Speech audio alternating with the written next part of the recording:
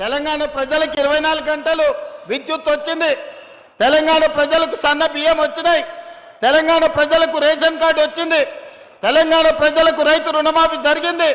తెలంగాణ ప్రజలకు రైతు భరోసా పథకం వచ్చింది. మా ఆడబిడ్డలకు 27,000 కోట్ల రూపాయలు సున్నా వడ్డీ వచ్చింది. మా ఆడబిడ్డలకు ఆర్టీసీ బస్సులు వచ్చినాయి. మా ఆడబిడ్డల ఆర్టీసీ బస్సులో ఉచితంగా అమ్మగారింటికి పోవాలన్నా, అమ్మవారిని దర్శించుకోవాలన్నా, దేవరకొండలో ఉండే వెంకటేశ్వరుల స్వామికి ఆలయానికి రావాలన్నా మా ఆడబిడ్డలు ఉచిత బస్సులో ఈరోజు ప్రయాణం చేస్తున్నారు.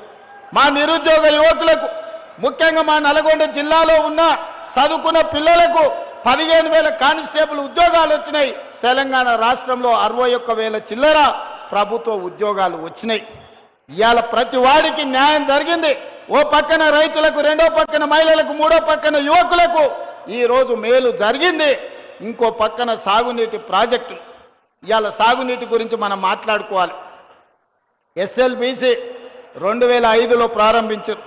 ఆనాడు కోమటిరెడ్డి గారు, జానారెడ్డి గారు అందరూ పట్టుబట్టి నల్గొండ నాయకులందరూ కలిసి ఫ్లోరైడ్ బాధిత ప్రాంతం, ఈ ప్రాంతంలో నడువొంగిపోయిన వాళ్ళు, కాళ్ళొంగిపోయిన వాళ్ళు ఈరోజు బతకలేని పరిస్థితుల్లో తాగునీటి సమస్య, ఫ్లోరైడ్ సమస్య, ఎస్ఎల్బీసీ కడితేనే మాకు న్యాయం జరుగుద్దని కొట్లాడి 2,000 కోట్లతో ఆనాడు ప్రారంభించి 30 కిలోమీటర్లు ఉమ్మడి రాష్ట్రంలోనే టన్నెల్ కొడితే 10 కిలోమీటర్లు 2 ఏడాదికో కిలోమీటర్ చేసిన ఎస్ఎల్బీసీ పూర్తి అయ్యేది.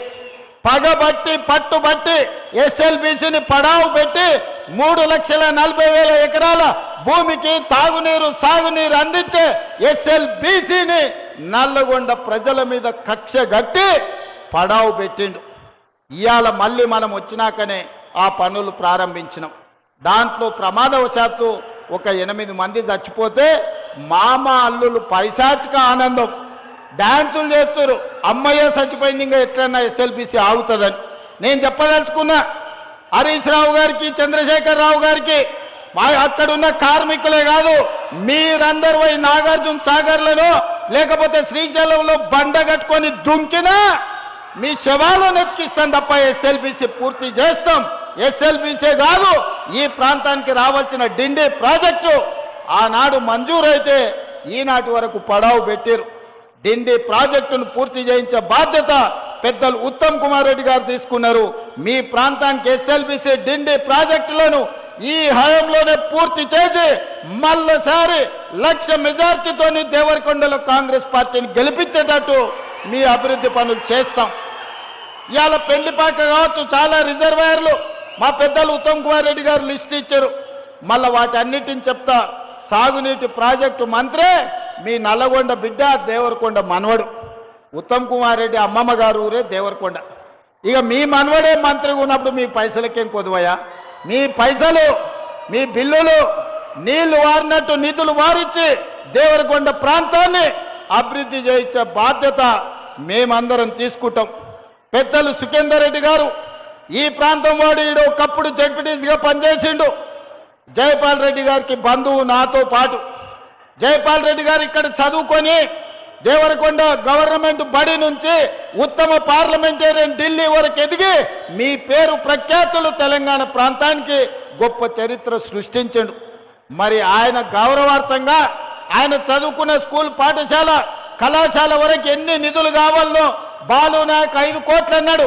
5 కాదు 6 కోట్ల రూపాయలు ఇస్తా జైపాల్ రెడ్డి గారు చదువు చెప్పిన దేవరకొండకు చదువుకోవడానికి అవసరమైన నిధులు ఇచ్చే బాధ్యత నాది, సుఖేందర్ రెడ్డి గారిదని నేను ఈ సందర్భంగా తెలియజేస్తున్నా.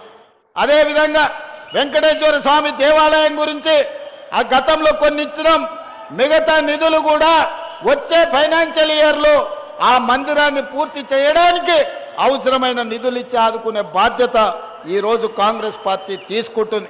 అదేవిధంగా దేవరకొండలో ఆసుపత్రుల గురించి, ఇక్కడ చదువుల గురించి బాలు నాయక్ చెప్పిండు. తప్పకుండా దేవరకొండకు ఒక నర్సింగ్ కాలేజ్ ఇచ్చి ఈ ప్రాంతంలో ఉండే గిరిజన ఆడబిడ్డలు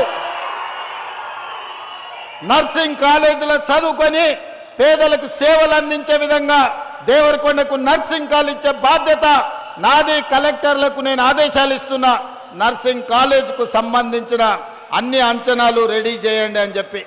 అదేవిధంగా మిత్రులారా, సాగునీటి ప్రాజెక్టులు కావచ్చు, సంక్షేమ పథకాలు కావచ్చు, ఈనాడు జరుగుతున్న పనులన్నిటిని మీరు చూడండి.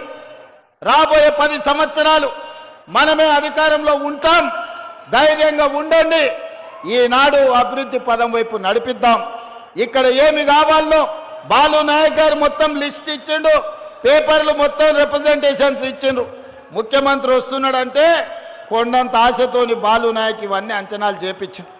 ఇవన్నీ చదివితే చీకటి పడుతుంది. ఇవన్నీ మీ జిల్లా ఇన్ఛార్జ్ మినిస్టర్ అడ్లూరు లక్ష్మణ్ గారిని దేవరకొండకి పంపిస్తా. అదేవిధంగా రోడ్ల గురించి బాలు నాయక్ బాధపడ్డాడు. పంచాయతీరాజ్ శాఖ మంత్రి సీతక్కను అడ్లూరు లక్ష్మణ్ని దేవరకొండకే పంపిస్తా. ప్రతి తండా నుంచి మండలానికి బీటీ రోడ్డు, ప్రతి మండలం నుంచి నియోజకవర్గానికి double road, Devarakonda head quarter నుంచి రాష్ట్ర రాజధానికి 4 లేన్ రోడ్ లేపించే విధంగా వెంకటరెడ్డి గారిని, సీతక్కను, అడ్లూరు లక్ష్మణ్ గారిని దేవరకొండకి పంపిస్తా. ఇక్కడనే కూర్చొని ఈ నెలాఖరు లోపలనే వాళ్ళని మీ దగ్గరకు పంపిస్తా. ఎలక్షన్ కోడ్ అయిపోగానే మీరు కూర్చోబెట్టి మీకు ఏమేం కావాలనో పనులన్నిటిని కూడా ప్రిపేర్ చేయించుకోండి. అదేవిధంగా young India integrated residential schools ఇచ్చినాం. మిగతా వాటిని అన్నిటిని కూడా మీకు ఏవేమైతే ఇచ్చినామో, బాలునాయక్ హాస్పిటల్ అంటుండే దాని సంగతి కూడా ఏందో మంత్రులకు చెప్తా చూడమని చెప్పి ఇవన్నీ